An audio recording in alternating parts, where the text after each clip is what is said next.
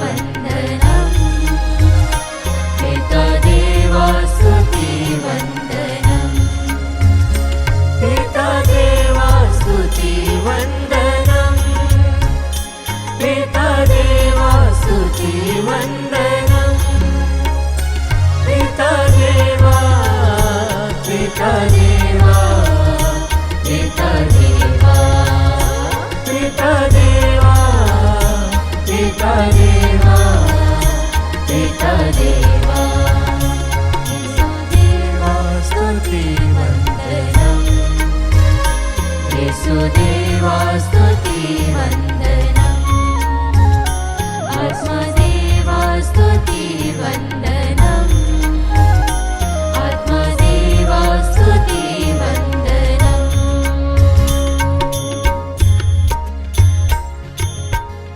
परम पवित्र संस्कार में उपस्थित प्यारे प्रभु यीशु की आराधना स्तुति एवं महिमा होवे। परम पवित्र संस्कार में उपस्थित प्यारे प्रभु यीशु की आराधना स्तुति एवं महिमा होवे। परम पवित्र संस्कार में उपस्थित प्यारे प्रभु यीशु की आराधना स्तुति एवं महिमा होवे। यीशु मसीह उस दाऊद के पुत्र को हम धन्यवाद देते हुए कहे हालेलुया हालेलुया। उस ईश्वर के मेमने को अपने जीवन में अनुभव करते हुए कहे हालेलुया हालेलुया। उसकी प्रेम और उसकी दया को हम इस वक्त हमारे बीच में, हमारे दिलों में, हमारे घर में अनुभव करते हुए बोले हालेलुया हालेलुया। हमारे रिश्ते नातों में प्रभु की उपस्थिति है, उसके लिए हम कहे हालेलुया हालेलुया हालेलुया हालेलुया हालेलुया हालेलुया। स्तोत्र अध्याय 30 पद संख्याएं 4। प्रभु का वचन कहता है, प्रभु तूने मुझे अधोलोक से निकाला, मैं मरने को था और तूने मुझे नवजीवन प्रदान किया। प्यारे विश्वासियों, कई बार हमारे जीवन की रातें लंबी होने लगती है। कभी कभी हमें लगता है कि नया सवेरा कब आएगा, कब होगा। और जब हम अपने घुटनों पर आते हैं, जब हमारे आंसू गिरते हैं, जब हम अपने हाथों को स्वर्ग की ओर उठाते हैं, अपनी आंखों को उस प्रभु की ओर देखते हुए आशा के साथ उसे जब हम पुकारते हैं, तब हमारा प्रभु हमसे कहता है कि मैं यही हूं, तुम्हारे साथ हूं, मैं तुम्हें जानता हूं, मैं तुम्हें पहचानता हूं। क्योंकि प्रभु का वचन हमसे कहता है ईसाया नबी अध्याय 49 पद संख्या 15 में, अगर माँ अपने बच्चे को भुला भी दे तो भी मैं तुम्हें कभी नहीं भुलाऊंगा। हालेलुया हालेलुया हालेलुया हालेलुया। आइए विश्वासियों, उस ईश्वर की हम इस वक्त स्तुति आराधना करते हुए अपने आप को पूर्ण रूप से इस आराधना में प्रभु को हम देते हुए उस ईश्वर को बुलाए जिसने हमारी रातों को देखा है, हमारे आंसुओं को देखा है, हमारे गमों को देखा है, हमारे ऐसे दिन देखे हैं जब बहुत ही हम विषम परिस्थिति में थे, बहुत दुखों से हम भरे हुए थे और एक नए सवेरे की आशा करते हैं। आइए विश्वासियों, उस ईश्वर की हम स्तुति करें, आराधना करें इस गीत के द्वारा।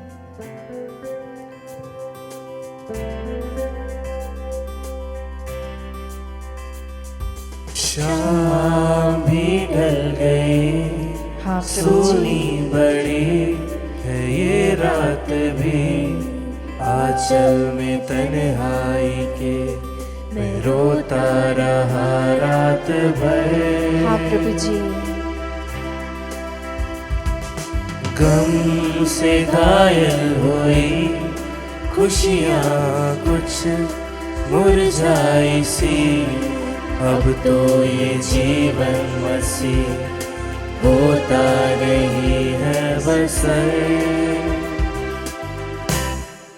मैंने क्यों जाना नहीं, सबने कहा माना नहीं, तू ही है वो हम सफर सवारे है जो जिंदगी। Yes, Lord. अब ये मुझे एहसास है तू है मसीह मेरे पास है, तूने जो आंसू दिए तो देगा तू मुस्कान भी।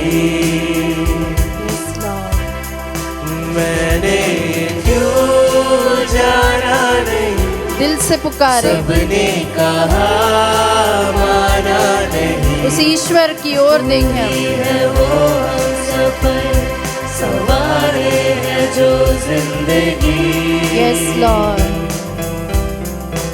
अब ये मुझे एहसास है, तू है मसीह मेरे पास है, हाँ प्रभु जी। तूने जो आंसू दिए तू देगा तो मुस्कान भी। हाँ प्रभु जी, पूरा विश्वास है। जिस तरह से इब्रानियों का पत्र अध्याय 13 पद संख्या 5 हमसे कहता है कि मैं तुझे कभी नहीं छोड़ूंगा और ना ही तुझे कभी त्यागूंगा। प्यारे मित्रों, कई बार जब जीवन में हमारी ऐसी रातें होती हैं, जब हमारी नौकरी हमसे चली जाती है, जब घर पर मुसीबत आती है, जब हमारे मन अपराध बोध से भारी है, या फिर घर में ऐसी कोई टेंशन है जिसके कारण से हमें नींद नहीं आ रही है, तब प्रभु हमें अपनी शांति से भरता है। वह ऐसा हमसे वादा करता है कि वह हमें शांति से भरता है। हाँ, प्रभु का वचन हमसे कहता है कि डरो मत, क्योंकि मैं तुम्हारे साथ हूं, मैं तुम्हारा ईश्वर हूं, मैं तुम्हें सुनता हूं। जब हमारे ऊपर हमारे ही लोग एक ठप्पा लगा देते हैं, हम पर असफलता का ठप्पा लगा देते हैं, या फिर हमारी कोई ऐसी आदत है जिसे हमने एक बार किया होगा लेकिन उसे बार बार दूसरों के सामने बोला जाता है, तब हमें ह्यूमिलिएशन का अनुभव होता है, तब हमें अकेलेपन का अनुभव होता है, हमें ऐसा लगता है हमें कोई समझता नहीं है, हमारे ऊपर दोषारोपण होता है। तब प्रभु हमसे कहता है 2 कुरिन्थियों के पत्र में कि मेरा अनुग्रह तुम्हारे लिए पर्याप्त है। आइए विश्वासियों, हम इस वचन को बार बार अपने मुख पर और अपने दिल में इसे स्वीकार करते हुए कहे कि प्रभु तेरा अनुग्रह मेरे लिए पर्याप्त है, तू मेरा ईश्वर है, तू मेरा परमेश्वर है, मुझे जानने वाला ईश्वर है। भले ही संसार मुझे ना पहचाने, भले ही जो मुझसे कहते हैं कि वे मुझे प्यार करते हैं, या जो कहते हैं कि मैं तुम्हारे बहुत करीब हूं, अगर वे भी कहते हैं, कई बार वे हमें धोखा दे सकते हैं, लेकिन प्रभु हमें कभी भी धोखा नहीं देगा। आइए मित्रों, हम इस गीत को गाते हुए उस वचन को अपने मन में रखे, अपने दिल में उसे संजो ले, जहां प्रभु कहता है कि मैं तुमसे बहुत प्रेम करता हूं, मैं तुम्हें जानता हूं। इसे हम रीअफर्म करना कहते हैं, उसे हम बार बार बोलते जाएं कि प्रभु तेरा आशीर्वाद, तेरा अनुग्रह, तेरी पवित्र आत्मा मेरे साथ है। दे सवेरा नया, यस लॉर्ड। दिल में तू दे बसेरा नया, दुनिया की इस भीड़ में मैं खोने लगा हूँ कहीं। हाँ प्रभु जी। मैं परेशान हूँ, हाँ मैं भी एक इंसान हूँ, अब ये नहीं सोचता है क्या गलत क्या सही। मैंने क्यों जाना नहीं, सबने कहा माना नहीं, तू ही है वो हम सफर सवारी है जो जिंदगी। अब ये मुझे एहसास है, तू है मसीह मेरे पास है, तूने जो आंसू दिए तो देगा तो मुस्कान भी।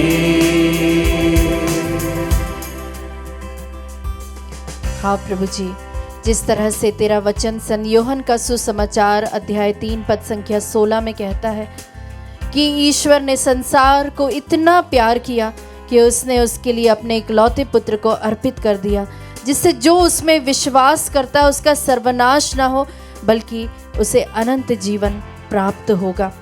प्यारे मित्रों, कई बार हमें ऐसा लगता है कि अब मेरी दुनिया का अंत हो चुका है।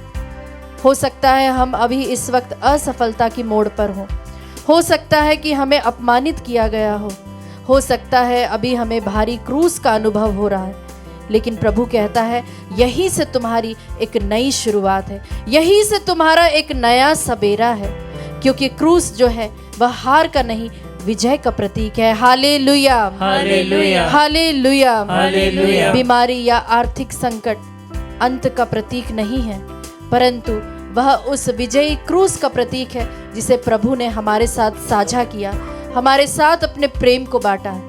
आइए मित्रों, हम अपने हाथों को उठाते हुए अपने सारे दुख दर्द को इस वक्त उठाएं, अपने सारे क्रूस को हम उठाएं, क्योंकि क्रूस जो है वह विजय का प्रतीक है। हालेलुया, स्तुति करते जाएं, लगातार प्रभु की आराधना करते जाएं। यीशु जो परम प्रसाद में इस वक्त उपस्थित है वह हमारी ओर देख रहा है। उस ईश्वर को हम पुकारे, उस ईश्वर को हम बुलाए, उसकी स्तुति करें, उसकी आराधना करें, क्योंकि क्रूस जो है वह हार का प्रतीक नहीं परंतु पुनरुत्थान और विजय का प्रतीक है। विश्वास के साथ प्रभु की स्तुति करें।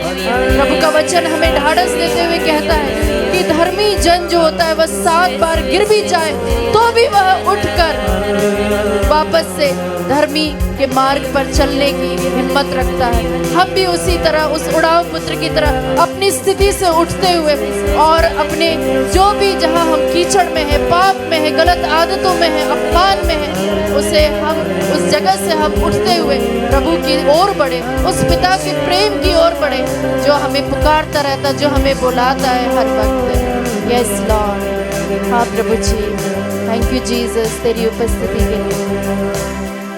मैंने ये क्यों जाना नहीं, सबने कहा माना नहीं, तू ही है वो हम सफर सवारे है जो जिंदगी।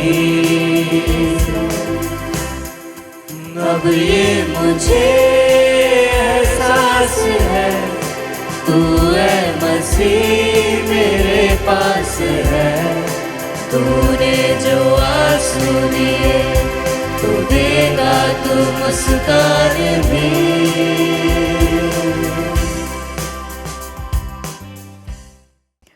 क्रिस्त में मेरे प्यारे भाई और बहनों, आज के मनन चिंतन के लिए हम निकालेंगे संत लूकस का सुसमाचार अध्याय 6 पद संख्याएं 36 से 38 तक। आप सभी मेरे साथ वचन निकाले और हम मिलकर पढ़ेंगे।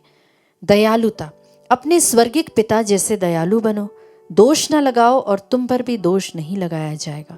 किसी के विरुद्ध निर्णय ना दो और तुम्हारे विरुद्ध भी निर्णय नहीं दिया जाएगा। क्षमा करो और तुम्हें भी क्षमा मिल जाएगी, दो और तुम्हें भी दिया जाएगा। दबा दबा कर, हिला हिलाकर भरी हुई, ऊपर उठी हुई पूरी की पूरी नाप तुम्हारे गोद में डाली जाएगी, क्योंकि जिस नाप से तुम नापते हो उसी से तुम्हारे लिए भी नापा जाएगा। यह प्रभु का पवित्र सुसमाचार है। हे क्रिस्त, तेरी स्तुति हो। प्यारे मित्रों, आज का जो मूल वाक्य हमने अभी अभी सुसमाचार में सुना वह है अपने स्वर्गिक पिता जैसे दयालु बनो। प्यारे मित्रों, यहाँ पर दयालु बनने की जब बात आती है तो हम याद कर सकते हैं हमारे संत पापा फ्रांसिस को, जो कि mercy, the pope of mercy भी उन्हें माना जाता है। यीशु का यह वचन केवल एक सलाह नहीं बल्कि मसीही जीवन का मापदंड है। यहाँ प्रभु अपने स्वभाव की झलक दिखाते हैं, एक ऐसे पिता जो दयालु है, धैर्यवान है और क्षमा करने में तत्पर है। वे कहते हैं कि दयालु बनो क्योंकि स्वयं ईश्वर दयालु है। जैसा तुम्हारा पिता दयालु है वैसे ही तुम भी दयालु बनो। ईश्वर की दया हमारी योग्यता पर नहीं बल्कि उसके प्रेम पर आधारित है। स्तोत्र 103 अध्याय 8 पद संख्या हमें बताता है कि प्रभु का वचन कहता है कि प्रभु दयालु और अनुग्रहकारी है, जो कि विलंब से क्रोध करने वाला है और करुणा से भरपूर है। हाँ मित्रों, प्रभु का वचन यह कहता है, हमें बताता है कि एक पापी के नष्ट होने पर उसमें आनंद नहीं आता, उसमें उसे खुशी नहीं होती, बल्कि वह चाहता है कि हर पापी व्यक्ति एक यू टर्न ले, प्रभु में वापस आए। जब हम आज के परिप्रेक्ष्य में देखते हैं, आज के जो समाज है उसमें बहुत से लोगों को जज करने में हमें बिल्कुल देरी नहीं लगती, चाहे वो सोशल मीडिया हो, चाहे रिश्ते हो, ऑफिस हो। लेकिन यीशु हमें बुलाते हैं कि हम कठोर नहीं बल्कि करुणामय बने। अगर हम लाल रंग के चश्मे को पहनेंगे तो हमें सारी चीजें लाल ही दिखाई देंगी। तो प्यारे मित्रों, यीशु हमसे कहते हैं कि हम दयालुता का चश्मा पहने। जब हम दूसरे की जगह में खड़े होते हैं तभी हमें उसके नजरिए से भी हमें सोचने को, समझने को मिलता है। प्यारे मित्रों, मुझे अभी एक बहुत अच्छा एक उदाहरण याद आता है। जब मैं 2 साल पहले थेरेपेटिक काउंसलिंग की पढ़ाई कर रही थी, तो हमें उसमें एक ऐसी थेरेपी दी जाती है, या एक थेरेपी करने के लिए हमें सिखाया जाता है जिसे बोलते हैं हम गेस्टॉल थेरेपी। उसमें जब जो व्यक्ति रहता है उसको हम उसके नज़रिए से, जो भी उसके दुख है, जो भी उसको आहत पहुँचे हैं, जो भी उसे हर्ट फीलिंग्स है, उसे वह बखान करता है सामने वाले को, उस व्यक्ति को समझते हुए जिसने उसे चोट पहुँचाई। फिर वह व्यक्ति जो है जिसे चोट पहुँची है वह उसकी कुर्सी पे जाके बैठता है और फिर वह उसके नज़रिए से भी सामने वाले को जवाब देता है। तो उस समय उस व्यक्ति को एक दूसरे के साथ, जिसके साथ उसे बहुत दुख हुआ या उसने दुख पहुंचाया, उसके साथ सुलह करने में बहुत ही आसानी हो जाती है। हाँ प्यारे मित्रों, अगर हम अपने ऑफिस में हो या फिर हमसे जो हमारे साथ काम करते हैं, अगर उनके साथ कोई गलतफहमी हो जाती है तो हम तुरंत क्या होता है उसे जज ना करें, उसे हम नीचे दिखाने के बजाय उसे समझने और सुधारने का भी अवसर उसे प्रदान करें। चाहे वो परिवार में कोई हो सकता कमजोर पल में किसी ने गुस्से में आकर कुछ बोल दिया हो, क्योंकि गुस्से में व्यक्ति को नहीं पता होता कि वह क्या बोल रहा है, या उससे कोई अनजाने में कोई गलती हो गई हो, तो उसे हम दिल से देखें, दिल से हम उनके नज़रिए को समझने की कोशिश करें और उस व्यक्ति को जज करें। प्यारे मित्रों, वही हमें प्रभु का वचन इस चीज़ पर भी जोर देता है कि दोष मत लगाओ और निर्णय मत दो। दोष ना लगाओ, किसी के विरुद्ध निर्णय ना दो। यहां प्रभु यीशु अनुशासन को नहीं बल्कि निंदा और अहंकारी पूर्ण निर्णय को या फिर उस न्याय को रोकना चाहते हैं।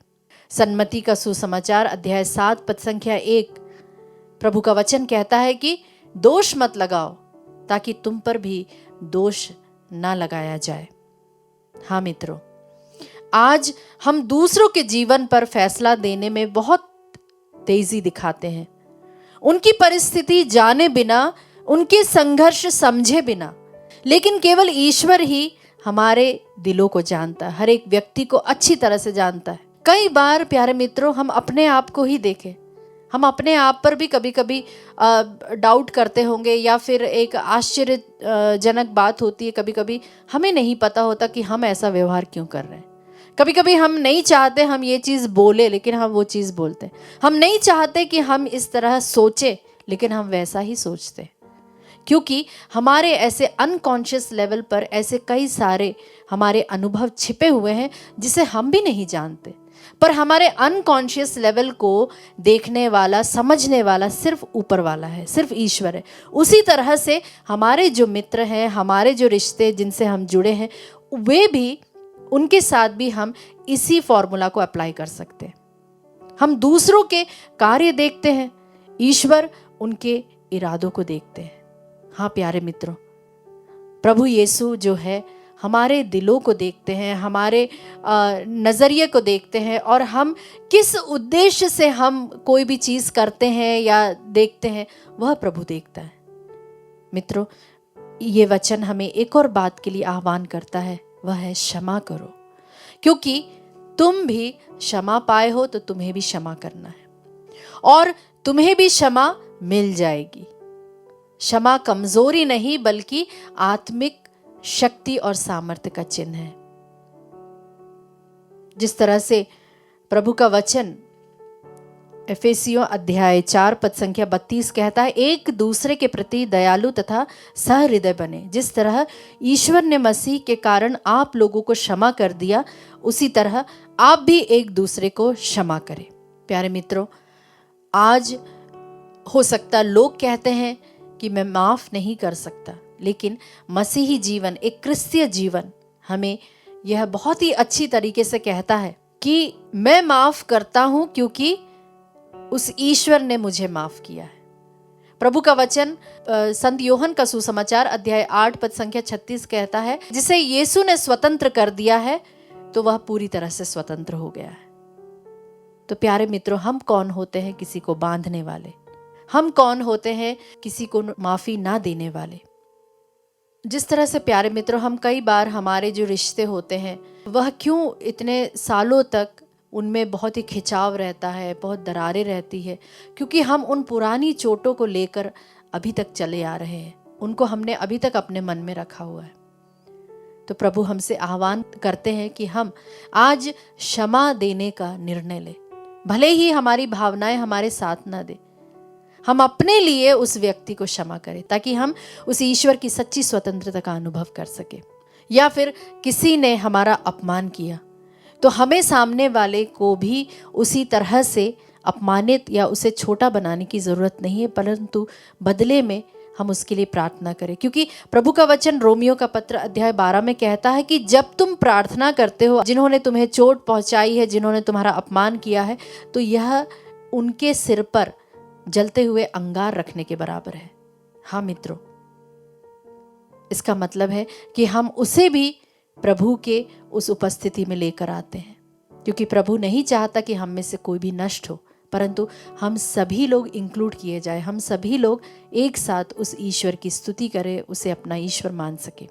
और प्यारे मित्रों, हम इस सुसमाचार के दूसरे भाग में देखते हैं कि तुम दो तो तुम्हें भी दिया जाएगा। किस तरह से दिया जाएगा? दबा दबा कर, हिला हिला कर भरी हुई नाव पूरी की पूरी। यह यीशु केवल पैसों की नहीं बल्कि समय, प्रेम, सहायता और दया की बात करते हैं। सूक्ति ग्रंथ अध्याय 11 पद संख्या 25 हमें बताता है कि उदार मनुष्य समृद्ध होगा और जो दूसरों को ताजगी देता है वह स्वयं भी ताज़ा किया जाएगा। मतलब जैसा आप करेंगे वैसे ही आपके साथ में वैसे ही होगा। जैसे कि हम आम तौर पर यह मान्यता रखते हैं कि जो कर्म होते हैं हमारे, वह वापस हम ही को मिलते हैं। प्यारे मित्रों, आज की दुनिया में हमें बोला जाता है कि एक सिक्योरिटी के तौर पर हमें चीज़ों को जमा करना चाहिए और हम जितना एकत्र कर सकते उतना हम एकत्र करते हैं, लेकिन सुसमाचार हमें बांटने की बात कहता है कि हम दूसरे जो हमारे पास है उसे हम दूसरों के साथ बांटे भी। प्यारे मित्रों, ज़रूरतमंद की मदद कैसे करें? बिना कैमरा और बिना दिखावे के हमें उसकी चुपचाप से मदद करना। जैसे प्रभु का वचन कहता है कि जब तुम दान देते हो तो तुम्हारा दायां हाथ भी नहीं जानना पाए कि तुम्हारा बायां हाथ क्या कर रहा है। किसी दुखी को समय देना, ये भी एक सच्चा दान है। हो सकता है प्यारे मित्रों आप सामने वाले को पैसों से मदद नहीं कर पा रहे हैं, हो सकता नहीं कर सकते, तो कम से कम प्रभु हमें आह्वान करता है जो भी हमारे पास है, मतलब समय जो है वो हमारे लिए धन है, तो हम उसे शेयर करें। प्रभु का वचन, यह आज का सुसमाचार हमें एक आईने की तरह है जो हमें दिखाता है कि हम कितने दयालु हैं, हम कितनी जल्दी न्याय करते हैं, हम क्षमा करने में कितने तत्पर हैं या नहीं, हम देने में कितने उदार हैं।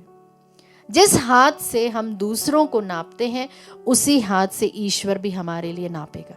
आइए आज के इस व्यस्त, कठोर और स्वार्थी दुनिया में हम दया, क्षमा और उदार जीवन के एक गवाह बन सके, ताकि लोग हमारे जीवन में स्वर्गिक पिता की झलक देख सके।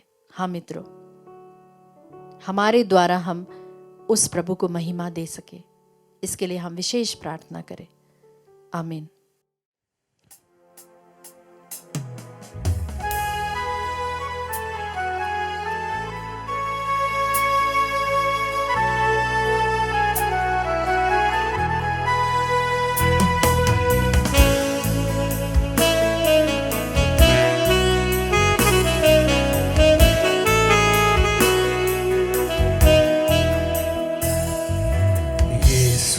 बुला रहा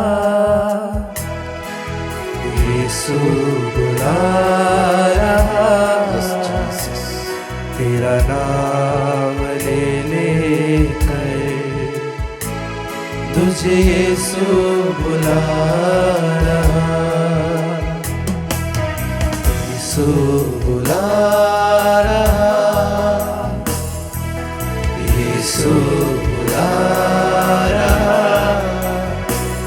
तेरा नाम ले लेकर तुझे यीशु बुला रहा। प्यारे भाई और बहनों, युग ख्रिस्त में उपस्थित यीशु नाजरी यिर्मयाह नबी के ग्रंथ अध्याय 30 वचन संख्या 21 में कहते हैं, मैं स्वयं उसे अपने पास बुलाऊंगा और वह मेरे पास आएगा, क्योंकि कोई भी अपने आप मेरे पास आने का साहस नहीं कर सकता है। हमें प्रभु, मुझे और आपको प्रभु यीशु ने बुलाया है। उसने हमें कृपा दी है कि हम इस सुप्रभात में उसके साथ बैठकर उससे बातें करें। यीशु संत यूहन्ना के सुसमाचार में कहते हैं, कोई मेरे पास तब तक नहीं आ सकता जब तक मेरा पिता जिसने मुझे भेजा है उसे आकर्षित ना करे। अब्बा पिता ने अपने पुत्र हमारे प्रभु ईसा मसीह नाजरी की ओर हमें आकर्षित किया है, हमारे मन में श्रद्धा उत्पन्न की है, हमारे अंदर विश्वास की कृपा प्रदान की है। इसलिए मैं और आप इस सुप्रभात में उस जीवंत प्रभु यीशु के साथ बैठे हैं। वह हमें देख रहा है और हम उसे देख रहे हैं। वह हमारे मन की बातों को जान रहा है, हमारे मन की पीड़ाओं को जान रहा है, हमारे रोगों को जान रहा है, हमारी परिस्थितियों को, अवस्थाओं को जान रहा है। उसकी आंखों से कुछ भी छिपा हुआ नहीं है, क्योंकि वह कहता है, मैं तुम्हारे अंतःकरण की बातें जानता हूं। इसलिए आइए उस प्रभु को अपने आप को समर्पित करें, हमारे दोनों हाथों को खोलें और हमारी अर्जियों को प्रभु की ओर उठाएं। प्रभु से प्रार्थना करें, प्रभु तूने बुलाया है इसलिए मैं तेरे पास आया हूँ, आई हूँ। प्रभु से कहें, प्रभु मैं खाली हाथ नहीं आया हूँ, मैं खाली हाथ नहीं आई हूँ, बल्कि अपने जीवन को लेकर आई हूँ, अपने सुख दुख रोग और बीमारियों को, अपनी योजनाओं को, चिंताओं को लेकर आई हूँ। हम तेरे चरणों में आए हैं प्रभु जी। रेजिस वॉल्टर को लेकर, उसके जीवन को लेकर आए हैं प्यारे प्रभु जी। उसके लिए नौकरी की आशीष मांगने के लिए आए हैं प्यारे प्रभु जी। उस पर अपनी आशीषों को बरसा दे, इसके लिए हम तुझसे मांगने आए हैं। हम प्रार्थना करते हैं हारून और सुमित्रा को अर्पित करते हुए, उनके जीवन को अर्पित करते हुए, उनके अपवित्र रिश्तों को तोड़ दे प्यारे प्रभु। इसके लिए हम मांगने आए हैं प्यारे प्रभु। जैसे कितने ही दंपतियां हैं, भाई और बहन और युवक और युवतियां हैं जो अपवित्र रिश्तों में बंधे हुए हैं प्यारे प्रभु जी, और तुझसे दूर होते ही जा रहे। उनके मन को परिवर्तन कर, पश्चाताप का आशीष प्रदान कर, उनके हृदय को अपनी ओर आकर्षित कर, सत्य ईश्वर को जानने की कृपा प्रदान कर, और हर प्रकार के बंधन को से उन्हें छुटकारा मिल जाए। इसके लिए इस समय हम प्रार्थना करते हैं। हम प्रार्थना करते हैं आलोक जोसेफ जोजो को अर्पित करते हुए, प्यारे प्रभु जी अपनी पवित्र आत्मा के द्वारा उसे सहायता प्रदान कर, पवित्र आत्मा के द्वारा उसका मार्गदर्शन प्रदान कर। प्यारे प्रभु ईसा मसीह नाजरी हर प्रकार के निर्णय लेने के लिए, तुझ पर आश्रित होने के लिए और तेरी ओर तुझसे बातें करते हुए तुझसे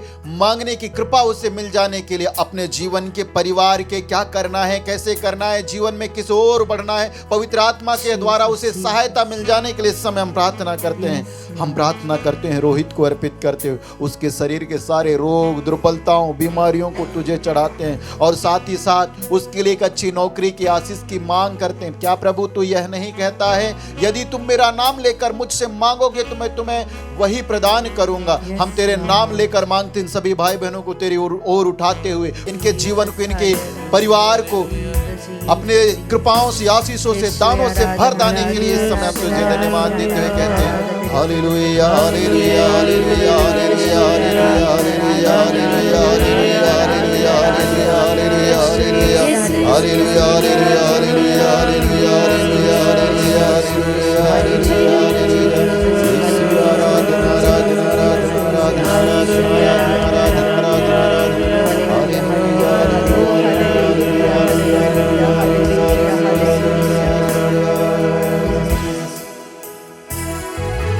क्या पाएगा तू जीत कर इस दुनिया को क्या लाभ होगा, खो गए आत्मा को। तू आजा यीशु के पास, तुझे यीशु बुला रहा, यीशु बुला रहा, यीशु बुला रहा।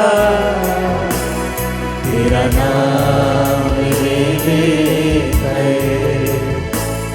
तुझे यीशु बुला रहा।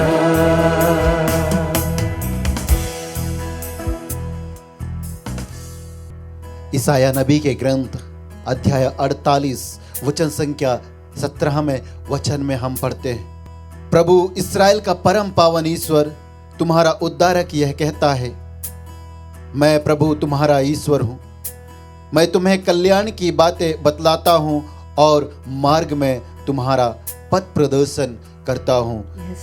कहीं हालेलुया। हालेलुया। हमारा पथ प्रदर्शन करने वाला, हमें कल्याण की बातें बतलाने वाला प्रभु इस समय हमारे मध्य में।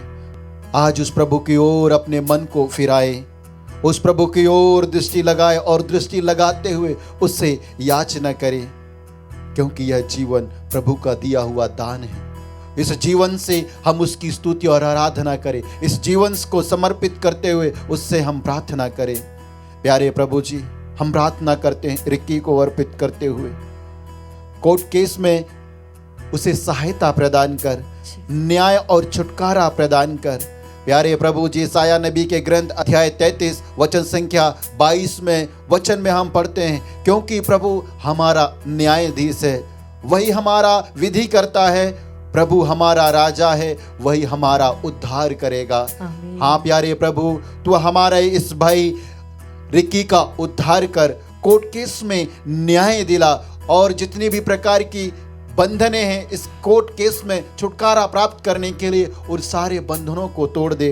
हम प्रार्थना करते हैं उसके जजों को अर्पित करते हुए, वकीलों को अर्पित करते हुए, प्यारे प्रभु ईसा मसीह नाज़री उसके विरोधियों को अर्पित करते हुए इस समय हम प्रार्थना करते हैं। और जितने भी भाई बहन कोर्ट केसेस में फंसे हुए हैं, जमीन से संबंधित, धन और जायदाद को लेकर, पारिवारिक और पूर्वजों के धन दौलत को लेकर कोर्ट केसेस में फंसे हुए हैं, प्यारे प्रभु ईसा मसीह नाज़री उनके जीवन में तेरी महिमा प्रकट होने के लिए, उन्हें न्याय मिलने के लिए इस समय हम प्रार्थना करते हैं। साथ ही साथ हम प्रार्थना करते हैं सुशील कुमार एंटोनी को अर्पित करते हुए, जिसे ब्रेन स्ट्रोक हुआ है, प्यारे प्रभु ईसा मसीह नाज़री उसकी पूर्ण चंगाई के लिए इस समय हम प्रार्थना करते हैं। हम प्रार्थना करते हैं ईसा सलमोन को अर्पित करते हुए, उसके आर्थिक संकट में आ और उसे सहायता प्रदान कर, प्यारे प्रभु ईसा मसीह नाज़री हम प्रार्थना करते हैं। स्तानिस्लस कुजूर को अर्पित करते हुए, प्यारे प्रभु ईसा मसीह नाज़री उसके बैक पेन और घुटनों के दर्द से उसे पूर्ण चंगाई प्रदान कर। जितने भी माताएं, बहनें, भाई और बहन इस समय इस नित्य आराधना में तेरे साथ जुड़े हुए हैं, अपने दोनों हाथों को तेरी ओर उठा रहे हैं, आशीष के लिए तेरी ओर देख रहे, उनके सारी दुआओं को, अर्जियों को, विनतियों को प्रभु हम एक साथ मिलकर तेरी ओर उठाते हैं और इस आशीष के दौरान तुझसे प्रार्थना करते हैं कि तू उनके जीवन को अपनी आशीष और कृपा दानों अभिषेक से भरने के लिए तेरी स्तुति आराधना करते हुए कहते हैं हालेलुया हालेलुया हालेलुया हालेलुया हालेलुया हालेलुया हालेलुया हालेलुया हालेलुया हालेलुया हालेलुया हालेलुया। ओ यीशु यीशु यीशु यीशु आराधना आराधना आराधना आराधना आराधना आराधना आराधना हालेलुया हालेलुया हालेलुया।